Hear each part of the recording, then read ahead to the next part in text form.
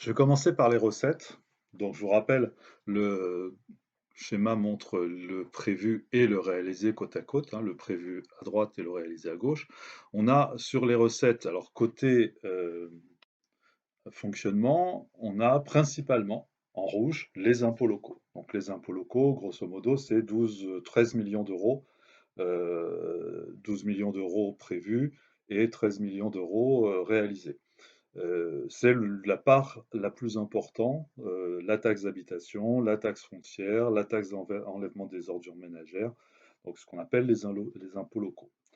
En bas, en vert, on voit le produit des services. Le produit des services, on a à peu près 2 millions d'euros de recettes de ce côté-là. C'est quand on paye la cantine, quand on paye les services, les différents services municipaux, la danse, la culture, etc.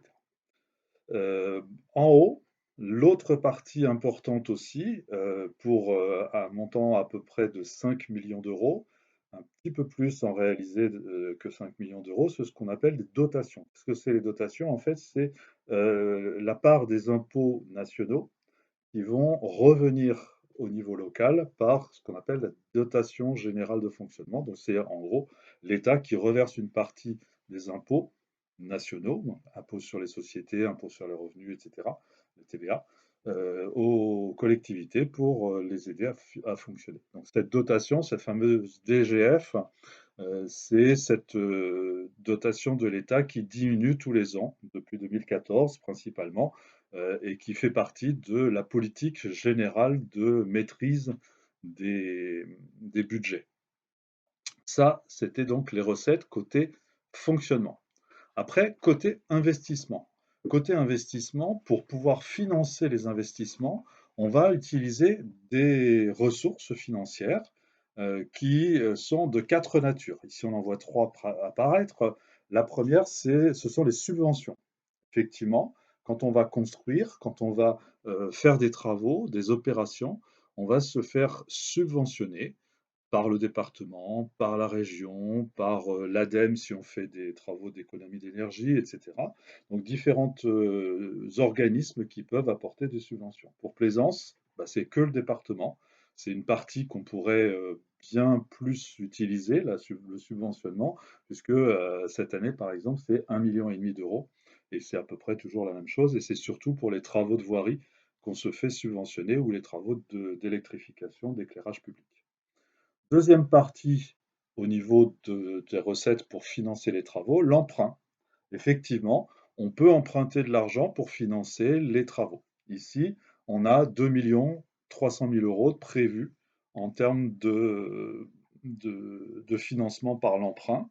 Donc c'était une ligne budgétaire qui avait été ouverte et qui a été utilisée pour financer en fait les travaux de rénovation de la voirie, des pluviales.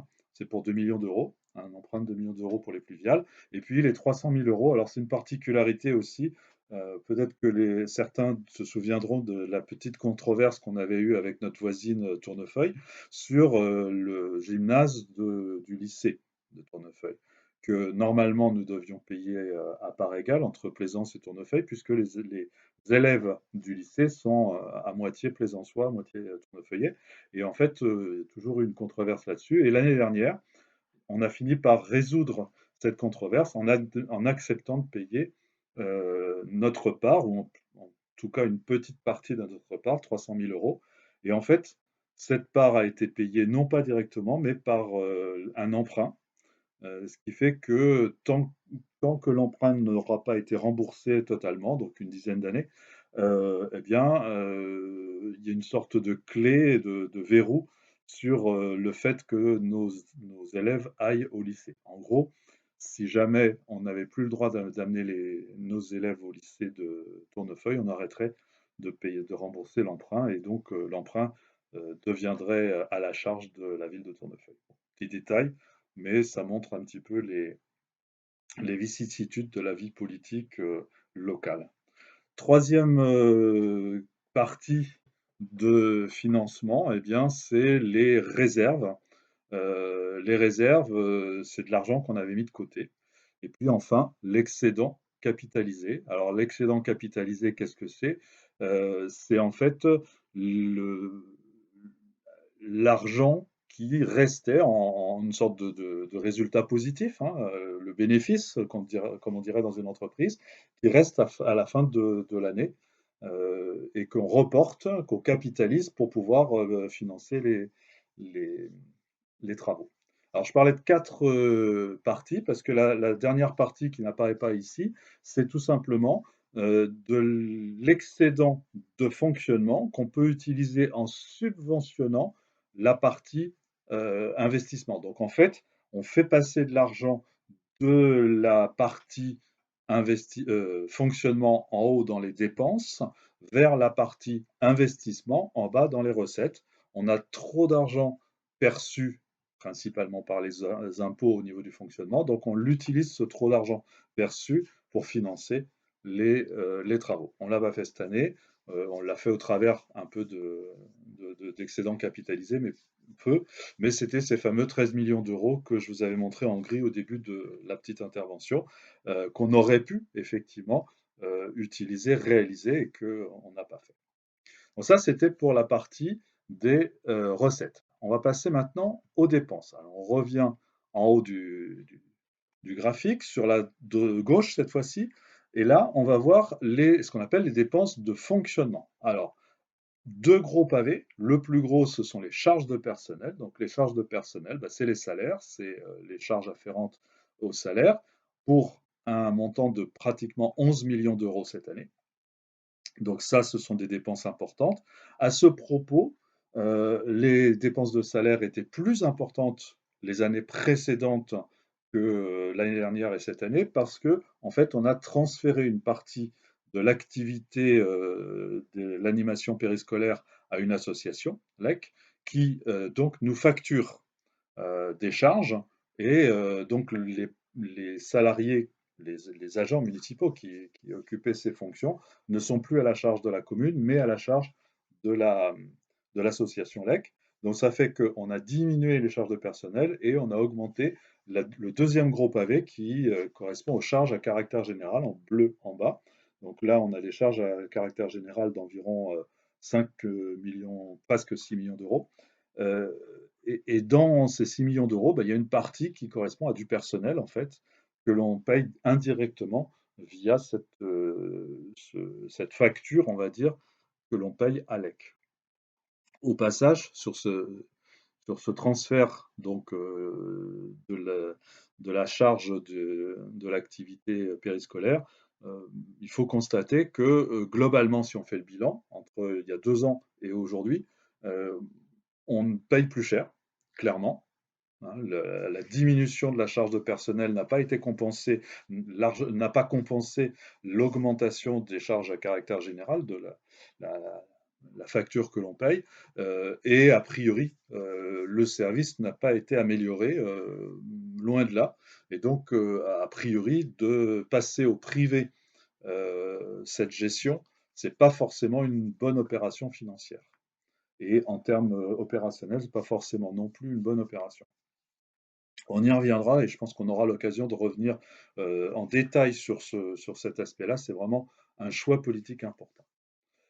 Les deux dernières parties de cette partie des dépenses de fonctionnement, c'est les petites sommes, ce sont ce qu'on appelle les charges de gestion courante, donc des petites charges de gestion courante à environ 1 400 000 euros, et des charges financières, donc 400 000 euros de dépenses cette année, un peu moins de 500 000.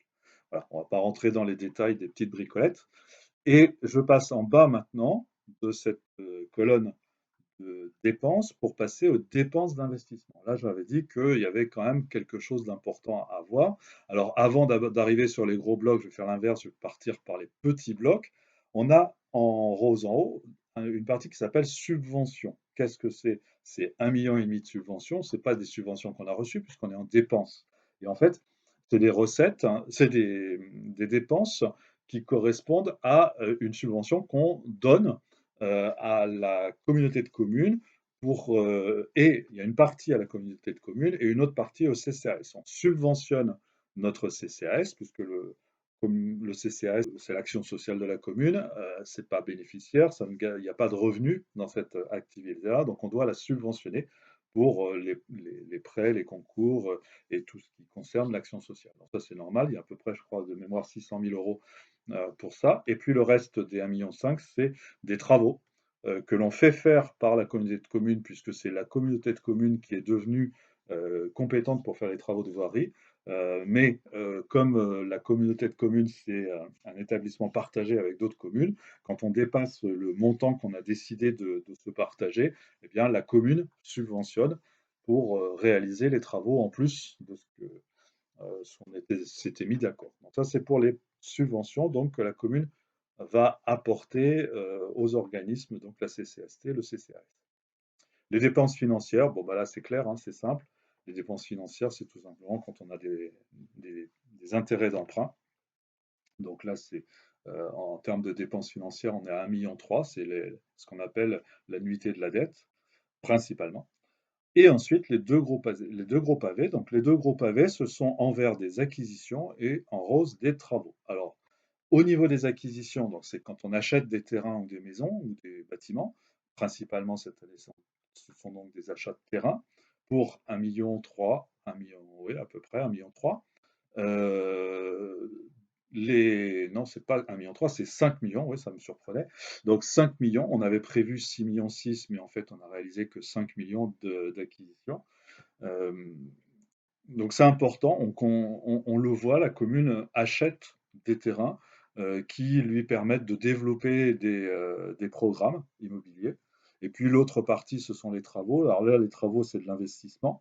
Il y en a pour 6 millions aussi dans les travaux, prévus pour 12 millions et réalisés 6 millions, donc seulement la moitié de ce qui était prévu.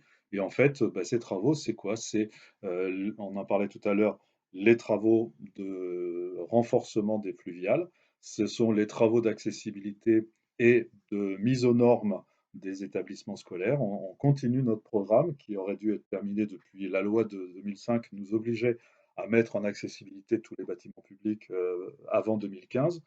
Aujourd'hui, on est en 2020, on n'a pas encore tout à fait terminé ce travail de mise en accessibilité.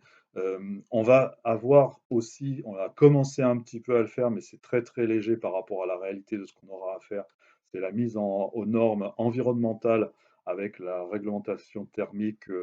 On avait ce qu'on appelle la RT 2012, c'est-à-dire la loi qui impose avant 2012 à tous les bâtiments d'avoir une certaine qualité énergétique, d'isolation et de dépenses d'énergie.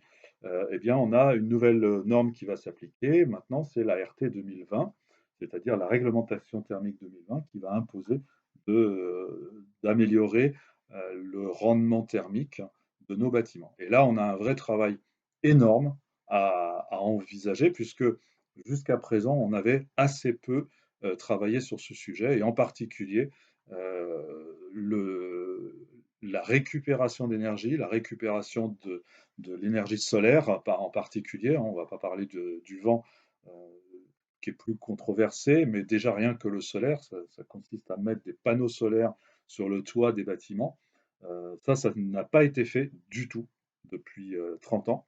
On aurait pu devenir une commune autonome en énergie et on aurait pu réduire d'autant les dépenses de fonctionnement en énergie, en, en chauffage principalement. On ne l'a pas fait. On pourrait aussi récupérer les eaux de pluie pour réduire la dépense en eau potable quand on arrose les massifs, par exemple, ou quand on nettoie les rues. Eh bien, ça, c'est pas fait. On n'a aucun réservoir de récupération d'eau de pluie sur tous les bâtiments qu'on a. Donc ça, c'est des investissements qu'il faudra réaliser dans les années à venir, de lourds investissements, euh, et qui donc vont devoir mettre à contribution les à peu près 15 millions d'euros qu'on a actuellement en réserve et au-delà, beaucoup, beaucoup de la part des impôts locaux qu'on perçoit chaque année. Donc voilà un peu la décomposition de ce budget de 2019 qui avait été voté il y a un an, en 2019, et la façon dont il a été réalisé. Dans un prochain épisode, on va parler de notre budget de l'année prochaine, du budget 2020, et on pourra comparer le budget prévue pour l'année prochaine, enfin l'année prochaine elle est déjà bien entamée puisqu'on a déjà à la moitié, avec les budgets précédents pour voir comment la politique communale se développe et quelles prévisions sont faites actuellement sur cet avenir.